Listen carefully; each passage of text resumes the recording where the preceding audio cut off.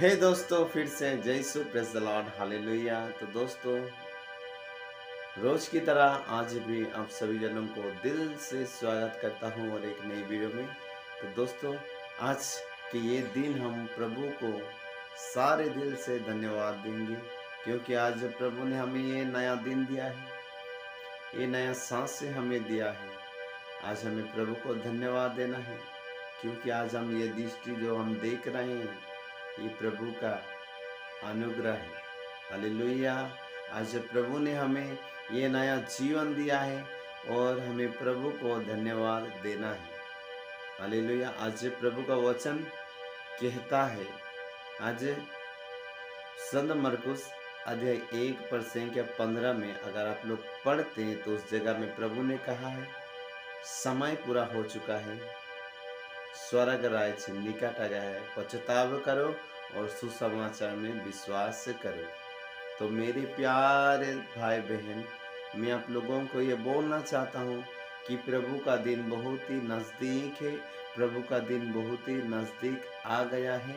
इसीलिए हमें अपने मन को बदलना है और ईश्वर के साथ हमें चलना है और ईश्वर के पीछे हमें चलना है और ईश्वर को हमें अपना जीवन में लेना है। हालेलुया। तो दोस्तों, आज प्रभु ने हमें ये नया दिन दिया, नया सांसें दिया, तो उस महान परमेश्वर का हम लोग धन्यवाद देंगे, क्योंकि आज वचन में लिखा है, अपने प्रभु ईश्वर को सब कुछ के लिए, सब के लिए धन्यवाद देते रहना है। हालेलुया। तो आइए हम सब लोग उस महान परमेश्वर को धन्यवाद देंगे, उसकी जय जयकार करेंगे, उसकी आराधना करेंगे। Hallelujah, hallelujah, hallelujah.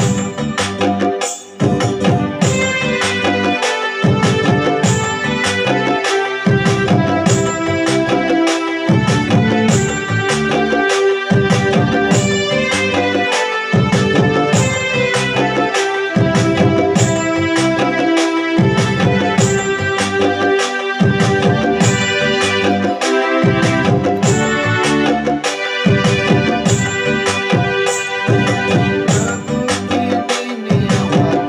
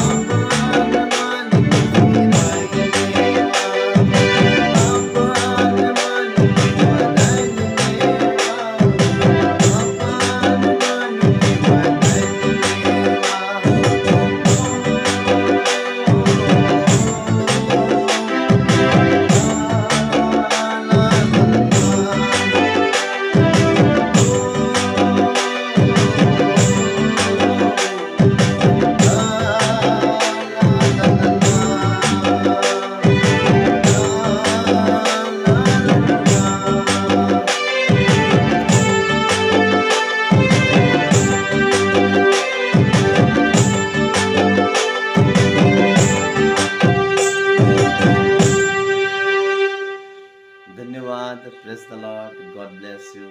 तो दोस्तों, अगर आप लोगों को ये गीत अच्छा लगा तो प्रभु के नाम में शेयर करिए, और भी इसी तरह अच्छे अच्छे गीत, वचन से रिलेटेड गीत मैं आपके सामने लेकर आता रहूँगा, क्योंकि आज प्रभु ही हमारा जीवन का स्रोत है।